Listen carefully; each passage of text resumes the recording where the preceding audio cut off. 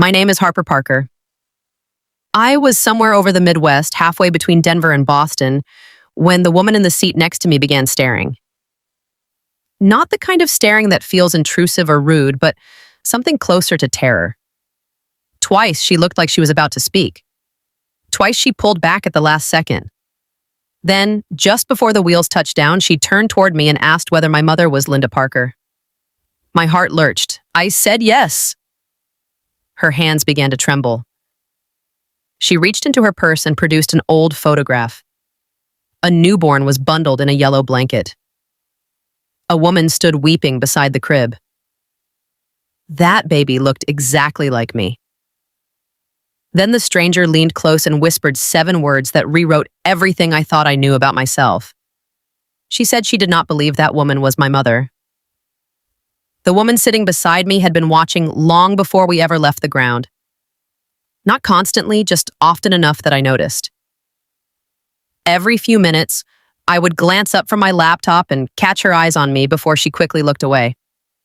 Early on, I assumed she thought she recognized me from somewhere. By the time we landed, I wished that had been the explanation. Roughly an hour into the flight, the plane hit a rough patch of turbulence. I reached for my coffee, and my sleeve slid back.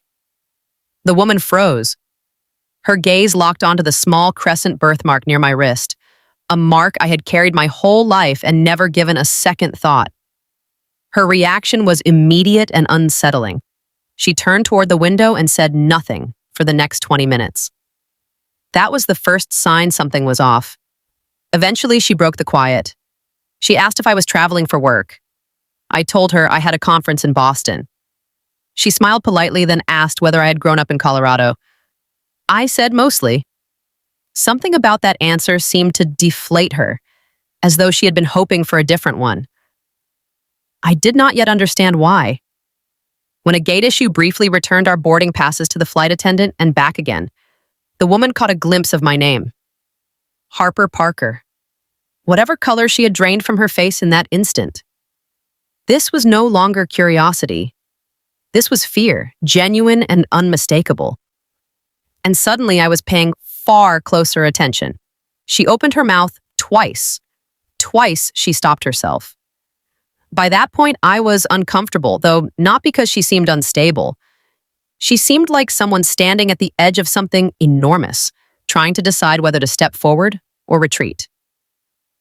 The captain announced our descent. Overhead bins were latched shut and seat backs clicked upright. Then she turned to face me fully, for the first time the entire flight, and quietly said she was sorry. People rarely open conversations that way. She asked if my mother was Linda Parker. Every muscle I had locked up at once. No one ever guessed my mother's name. I asked her how she knew it. Her hands were shaking visibly now. She looked down at her lap and then whispered that she had spent 30 years hoping she would find me. Nothing felt ordinary after that. She reached into her bag slowly and pulled out an old photograph. The image was faded the way photographs from the early 90s get. A newborn lay wrapped in a yellow blanket. One woman stood beside the crib crying, and another stood slightly behind her, watching. I recognized the second woman immediately. It was my mother. I turned the photo over. Handwriting on the back listed a date, the year, the month, and the precise week I was born. Not approximately. Exactly. Below that, instead of a name, 2 letters had been written. Baby A. The woman watched my face as the weight of it settled in. She introduced herself as Marianne Cole. I nodded, still trying to absorb everything. Then she said her sister had given birth the same night I'd been born. A silence opened between us. She added that only one family left that clinic carrying a baby home. The plane touched down, but neither of us moved because for the first time in my life I was genuinely uncertain who I was. We did not go to baggage claim. Instead, we found a quiet airport cafe and sat across from each other.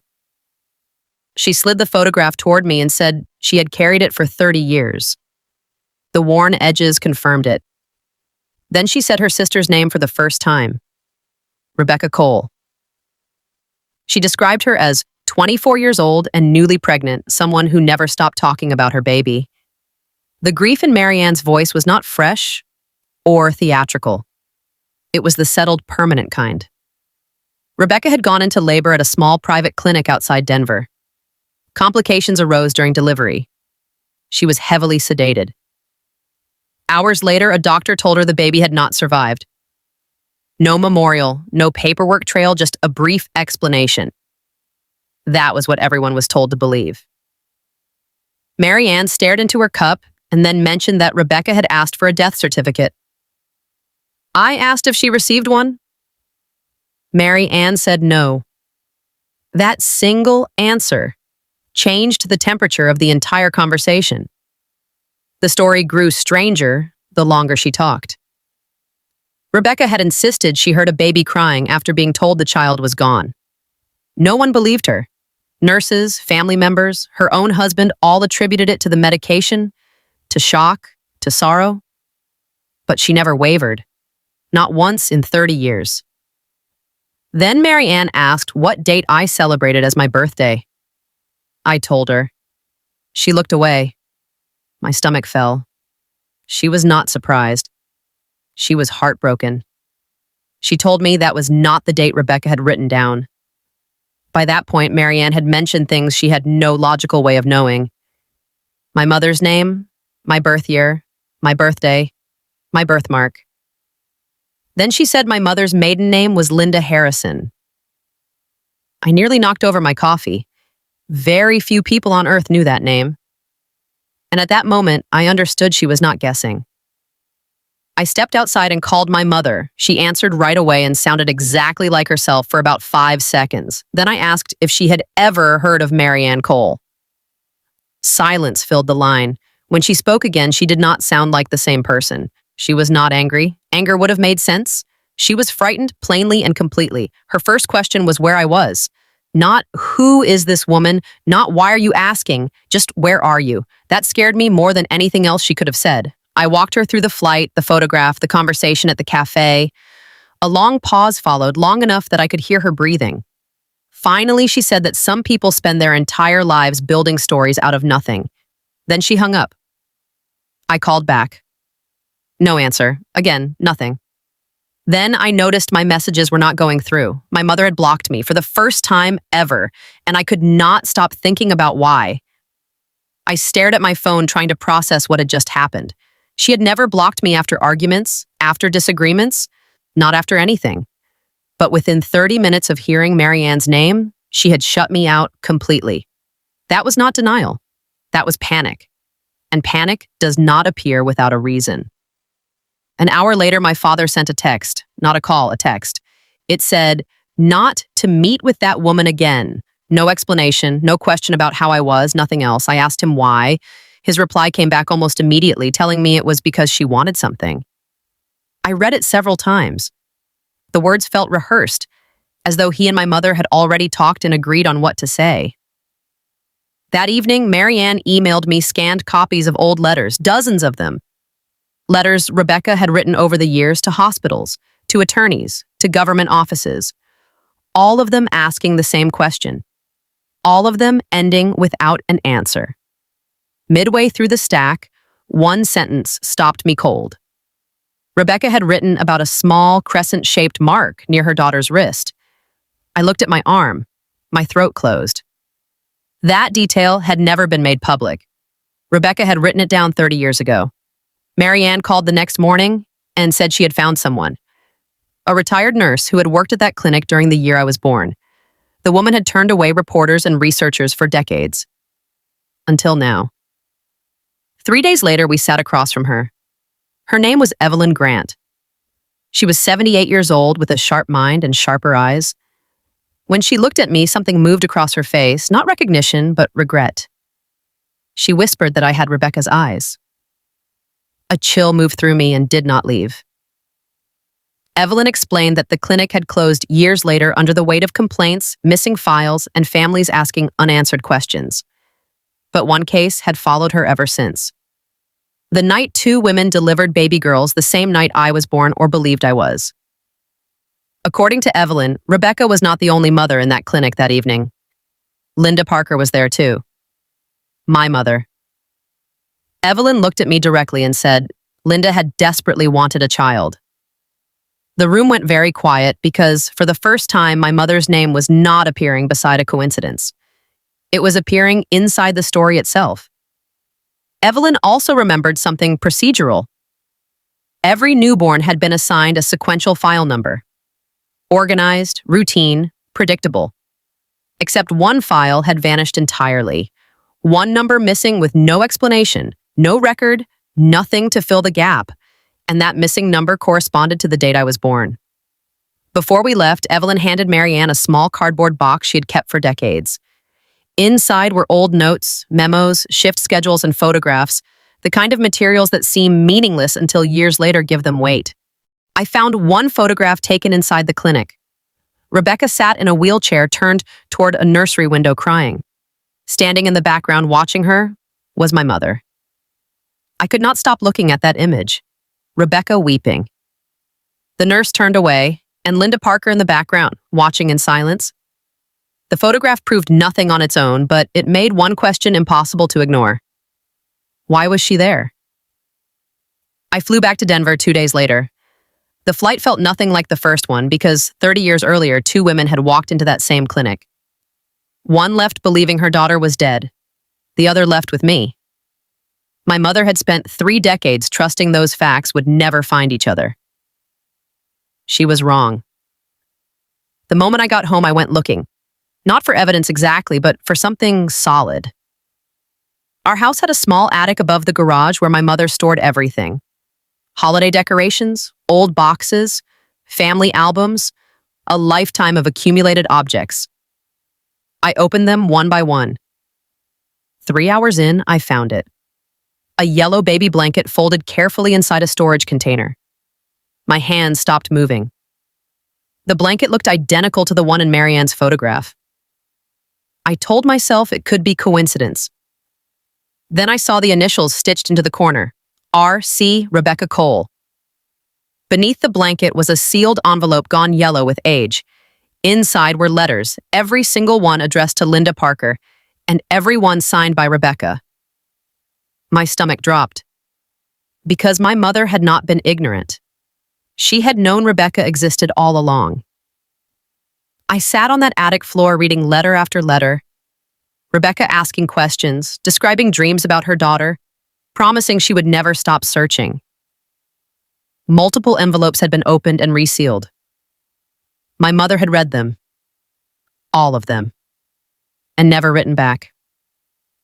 That night, I confronted my father. For the first time, he did not try to deny anything. He looked exhausted down to his bones. He said quietly that he had believed the adoption was legal. That word hit me immediately. Adoption. Not birth, not daughter. Adoption. He had never used that word before in my entire life. He told me what had happened. 30 years ago, he and my mother had wanted a child and had been unable to have one. The clinic offered a private arrangement. Fast, quiet, no waiting lists, no agencies involved. He paid cash. He was told the paperwork would follow. It never did. And somehow they had both managed to convince themselves not to push for answers. But then he told me something worse. Years later, my mother had found Rebecca's letters. She had learned that the baby she was raising may not have been legally adopted at all. She had learned another woman was searching, that another family existed, and she had made a choice. Silence. Every year. For 30 years. The next morning, I drove to my parents' house. My mother opened the door. One look at my face, and she understood. I held up the letters, the blanket, the photograph. Neither of us spoke for several seconds. Then tears filled her eyes, and she said the words I had been waiting to hear. She said she knew. Everything inside me went cold. After weeks of searching, I finally had confirmation, and I needed to hear the rest. She sat down before I could say anything. She looked smaller than I remembered, not because she had aged, but because guilt has a way of compressing a person. She said it again. She knew. Then she began to cry, not in the dramatic way that asks for sympathy, but in the way of someone who has finally run out of places to hide. She told me she had believed everything at first. The clinic had called and told her a young woman could not keep her baby and that arrangements had been made and the child needed a family. She wanted to believe it, so she did. Until the first letter from Rebecca arrived. Then the second. Then the third. And she knew. I asked what she had done after the letters came. My voice barely sounded like my own. She looked at her hands for a long time and then said, she had been afraid. One word, one decision, decades of consequences, because every year that followed, she had made that same choice again. Then she told me something I had not braced for. Rebecca had come to our house once. Had actually come. Had knocked on the door. The room tilted around me. She said Rebecca had not been furious or screaming. She had simply asked questions at the door, asked whether there had been a mistake, asked if someone might speak with her, asked if she could see me. I had been 6 years old, playing inside, a few feet away, and my mother had not opened the door. That was the truth that hurt the most. A week later, I met Marianne again. No photographs this time, no theories, no questions left to answer with guesswork. We completed a DNA test together and then waited through the longest 3 weeks of my life. Part of me hoped she had been wrong. Part of me already knew she had not. The results arrived on a Thursday morning. I opened them alone, hands unsteady, heart loud in my ears. One line changed the shape of everything.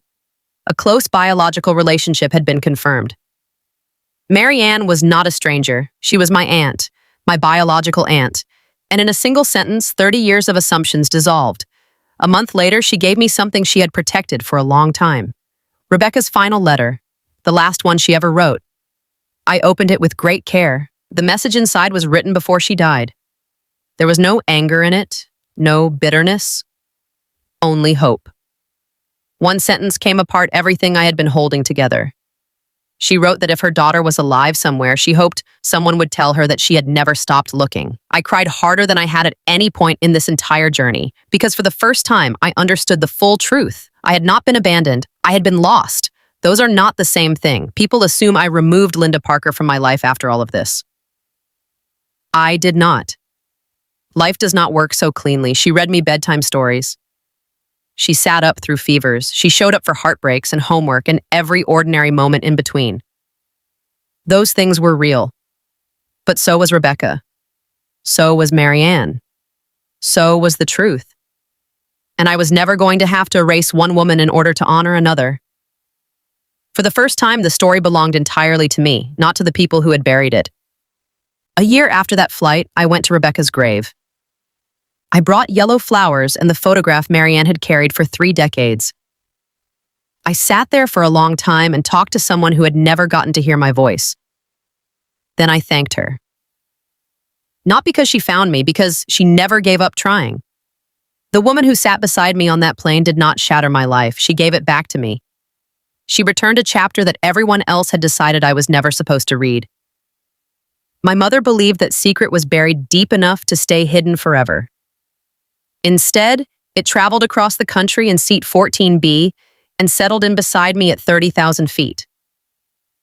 Because sometimes the truth does not announce itself with noise or urgency. Sometimes it arrives quietly, in the form of a stranger carrying a worn photograph and the unfinished promise of a mother who never stopped looking.